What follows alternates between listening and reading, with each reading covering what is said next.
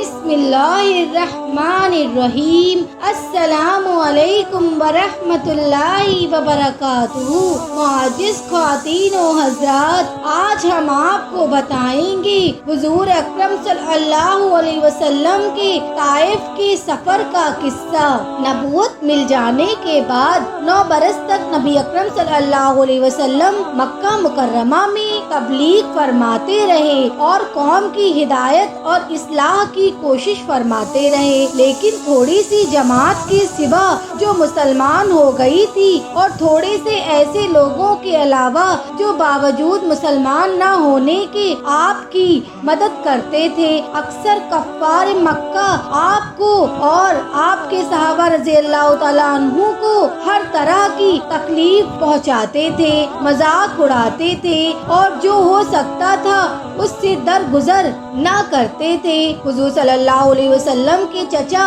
ابو طالب بھی انہی نیک دل لوگوں میں تھے جو باوجود مسلمان نہ ہونے کے حضور صلی اللہ علیہ وسلم کی ہر قسم کی مدد فرماتے تھے۔ 10ویں سال میں جب ابو طالب کا بھی انتقال ہو گیا تو کافروں کو اور بھی ہر طرح کھلے مہار اسلام سے روکنے اور مسلمانوں کو تکلیف پہنچانے کا موقع ملا۔ حضور اقدس صلی اللہ علیہ وسلم اس خیال سے طائف تشریف لے گئے کہ وہاں قبیلہ ثقیف کی بڑی جماعت ہے، اگر وہ قبیلہ مسلمان ہو جائے تو مسلمانوں کو ان تکلیفوں سے نجات ملے اور دین کے پھیلنے کی بنیاد پڑ جائے۔ وہاں پہنچ کر قبیلے کے 3 سرداروں سے جو بڑے درجے کے سمجھے جاتے تھے گفتگو فرمائی اور اللہ کے دین کی طرف بلایا اور اللہ کے رسول کی یعنی اپنی مدد کی طرف متوجہ کیا، مگر ان لوگوں نے بجائے اس کے کہ دین کی بات کو قبول کرتے یا کم سے کم عرب کی مشہور مہمان نوازی کے لحاظ سے ایک نووارد مہمان کی خاطر مدارت کرتے، صاف جواب دے دیا اور نہایت بے رخی اور بد اخلاقی سے پیش آئے۔ ان لوگوں نے یہ بھی گوارا نہ کیا کہ آپ یہاں قیام فرما لیں۔ جن لوگوں کو سردار سمجھ کر بات کی تھی کہ وہ شریف ہوں گے اور مہذب گفتگو کریں گے، ان میں سے ایک شخص بولا کہ اوہو، آپ ہی کو اللہ نے نبی بنا کر بھیجا ہے۔ دوسرا بولا کہ اللہ کو تمہارے سوا کوئی اور ملتا ہی نہیں تھا جس کو رسول بنا کر بھیجتے۔ تیسرے نے کہا میں تجھ سے بات کرنا نہیں چاہتا، اس لیے کہ اگر تو واقعی نبی ہے جیسا کہ دعویٰ ہے تو تیری بات سے انکار کر دینا مصیبت سے خالی نہیں، اور اگر جھوٹ ہے تو میں ایسے شخص سے بات کرنا نہیں چاہتا۔ اس کے بعد ان لوگوں سے نا امید ہو کر حضور اکرم صلی اللہ علیہ وسلم نے اور لوگوں سے بات کرنے کا ارادہ فرمایا کہ آپ تو ہمت و استقلال کے پہاڑ تھے، مگر کسی نے بھی قبول نہیں کیا، بلکہ بجائے قبول کرنے کے حضور صلی اللہ علیہ وسلم سے کہا کہ ہمارے شہر سے فوراً نکل جاؤ اور جہاں تمہاری چاہت کی جگہ ہو وہاں چلے جاؤ۔ حضور اکرم صلی اللہ علیہ وسلم جب ان سے بالکل مایوس ہو کر واپس ہونے لگے تو ان لوگوں نے شہر کے لڑکوں کو پیچھے لگا دیا کہ آپ کا مذاق اڑائیں، تالیاں پیٹیں، پتھر ماریں، حتیٰ کہ آپ صلی اللہ علیہ وسلم کے دونوں جوتے خون کے جاری ہونے سے رنگین ہو گئے۔ حضور اقدس صلی اللہ علیہ وسلم اسی حالت میں واپس ہوئے۔ جب راستے میں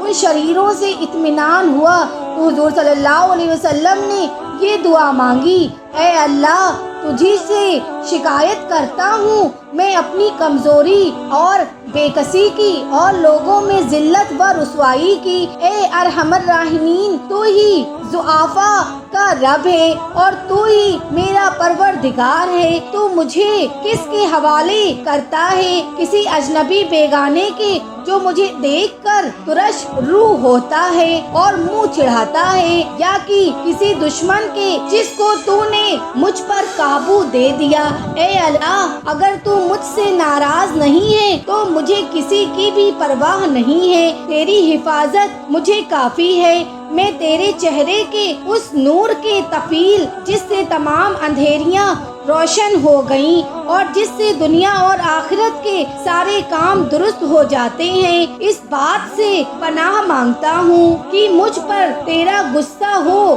یا تو مجھ سے ناراض ہو۔ تیری ناراضگی کا اس وقت تک دور کرنا ضروری ہے جب تک تو راضی نہ ہو۔ نہ تیرے سوا کوئی طاقت ہے نہ قوت۔ مالک الملک کی شان قہاری کو اس پر جوش آنا ہی تھا کہ حضرت جبرائیل علیہ السلام نے آ کر سلام کیا اور عرض کیا کہ اللہ تعالیٰ نے آپ کی قوم کو وہ گفتگو جو آپ سے ہوئی سنی اور ان کے جوابات سنے، اور ایک فرشتے کو جس کے متعلق پہاڑوں کی خدمت ہے آپ کے پاس بھیجا ہے کہ آپ جو چاہیں اس کو حکم دیں۔ اس کے بعد اس فرشتے نے سلام کیا اور عرض کیا کہ جو ارشاد ہو میں اس کی تعمیل کروں، اگر ارشاد ہو تو دونوں جانب کے پہاڑوں کو ملا دوں جس سے یہ سب درمیان میں کچل جائیں، یا اور جو سزا آپ تجویز فرمائیں۔ حضور صلی اللہ علیہ وسلم کی رحیم و